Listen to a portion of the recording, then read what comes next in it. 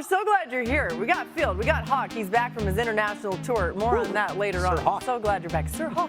Happy to be back. Great to be in your presence. Dan Orlovsky, Dan Graziano, 2 Dans, better than 1. All right, Field, what has you concerned most about the Eagles offense? Oh, man, let's see if we can get back on track here. Great segment. Sunday morning fantasy football now. It's a great segment. Only Dance? The Only Dance, yeah. Great segment. Watch it every I just assume everyone already knew. You've been on that. You've been on it. No, I'm not. You have. You have. did. You You just did may a not guest realize spot. that. Anyway, let's talk about Last the year. Eagles offense. Dan. I've heard Dano talk about the Eagles passing offense. I won't step on the toes there because he's done a lot of insight, or he has a lot of insight on it already. I'm sure he'll dive into it more. A little bit concerning, though, how pedestrian the running game has been for this Philadelphia Eagles offense. You know, passing game can be a little bit more creative in concepts. Sometimes in the running game, it's just do what you do and just do it really well and better than the defense can actually defend it.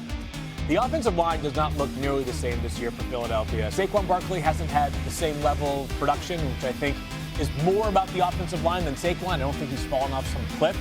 Check out some of these numbers that kind of support how pedestrian the running game has been. Saquon is averaging just 2 yards per rush before contact. He was over 4 yards in that same category a season ago. He has yet to rush for 20 yards on a single play this season. If you go back to last year, he had 11 separate games with a 20-plus yard run. He had 11 games with 100 yards. Hasn't gotten that to any of their first 6 games. Last year, when things maybe weren't going great with A.J. Brown in the passing game, you could at least say, hand the ball off to 26, let him make some magic. Opening drive of the NFC Championship game, the Commanders control the clock. They go down, they get points on the board. Next play, Philadelphia's first offensive play, 60-yard rush from Saquon for a touchdown. That easy out, the smash button just isn't there this year right now in the running game. Yeah, 47 negative plays for this offense this year. That leads the NFL by a significant margin. They got to run it better. I think 2 things I'd like to see in their run game. Number 1 would be, unsurprisingly for me, I'd like to see Jalen Hurts a little bit under center. I'm not saying you have to completely revamp the offense. Yeah. 2, I think a lot of their run game has been a little bit too side to side for me. I'd like to just get Saquon going downhill. I think that would help their offensive line. Agreed. Minnesota defensively, the one thing that I've been surprised about them this year is run game defensively, they have not been good. They're bottom 8 in basically everything defensively. And I think the thing that's most surprising is Brian Flores, their defensive coordinator, has always been really good at putting numbers to the line of scrimmage. He's not doing it as much this year. Or some of those run game stunts or pressures that are called on first down that are really good for either run and or play action pass schemes, they haven't been called as much this year. So if there's a game that you would actually feel good if you're feeling like, let's get our run game going, it's this one, coming off of an extended break and against a defense that's not handling the run good. I thought that would be the Giants game last weekend because the Giants were allowing 140 rush yards per game prior to last Thursday night, and then it was I just would like to see this run game go at defenses a little bit more than this way too much.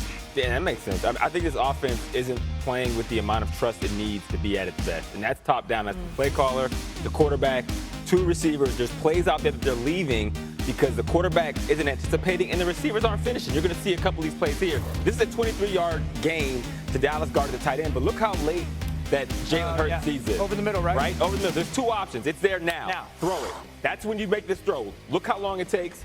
Goddard's throwing hands up in the middle. Jalen knows this. He feels this. He has to trust what he's feeling and not waiting to confirm it for so long with his eyes. Next, you're going to get this big play down the middle. This is 2 weeks ago to A.J. Brown. This is a big play that they have to have, and Jalen is locked in on A.J. A.J. clears coverage, and he slows down once he gets past the DB. And where does this ball end up dropping? 3 yards, 4 yards ahead of A.J. Brown. He has to trust that his quarterback is going to see him down the field. And then lastly, this is 2 seams down the middle of the field, single high coverage. You know, with that single high safety running to the right, now, you throw this ball now.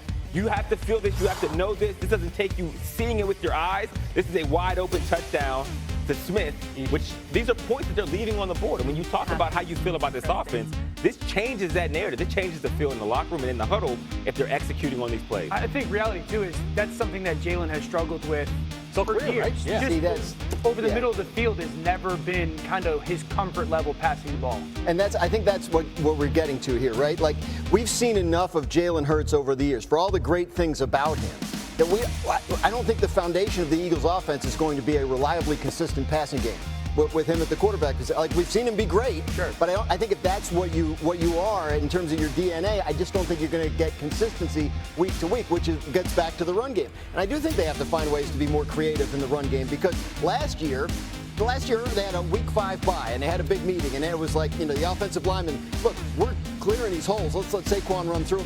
Great.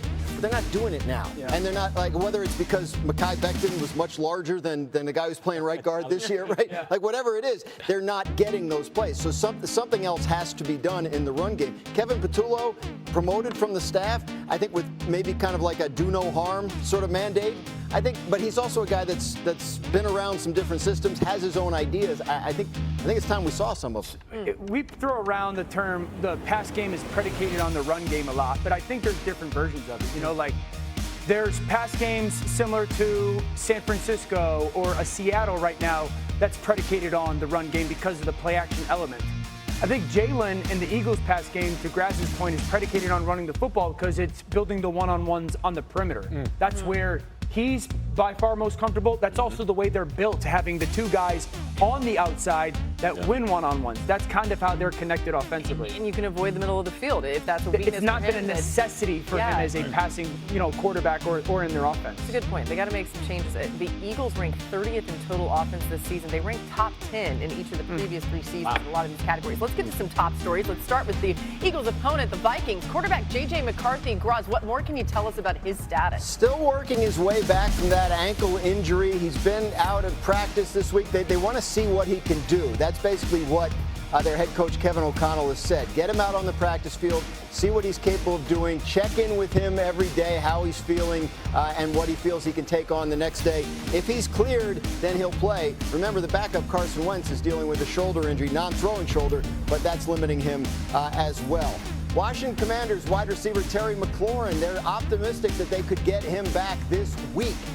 He has been out with a quadriceps injury, but he's back at practice today, and Washington is hopeful that he will play this weekend against the Cowboys in Dallas. A little more concern with the Rams and Puka Nacua, who is dealing with an injury suffered in Sunday's game.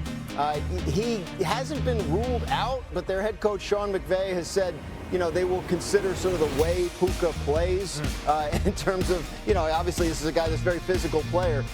They have a bye next week. They could sit him out and get him extra rest if they want to. They're having a weird week, too. They're practicing at Camden Yards, the Baltimore Orioles home stadium. Where they play baseball? Where they play baseball, and then they're not flying to London until Friday night for a Saturday arrival, so they may take it all the way up to the end of the week before deciding whether he goes. Just with that detail, too, it makes you think he's not going to play this week. But it doesn't sound like it, but they haven't come out and said that yet. So we'll see.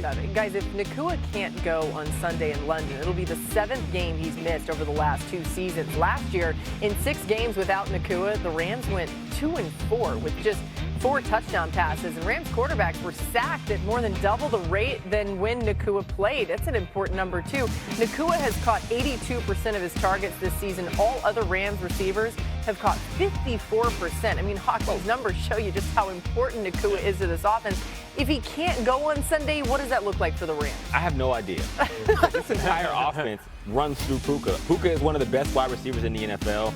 And then you get the added bonus of him and Stafford being football kindred spirits. They see the defenses the same way, specifically against zone. 40% of Stafford's targets versus zone go to Puka because they see the defenses with the same eyes. With him not in the lineup, who takes some of that responsibility? Devontae Adams is more of a man beater. He likes to take his own time with his routes, which is different than the system. And then you add in the fact that Puka is the point of attack blocker in the run game. He's their #1 receiver, and in some ways they're tight end. They can run him and put him in there. They can insert him. They can put him at the end. And again, so you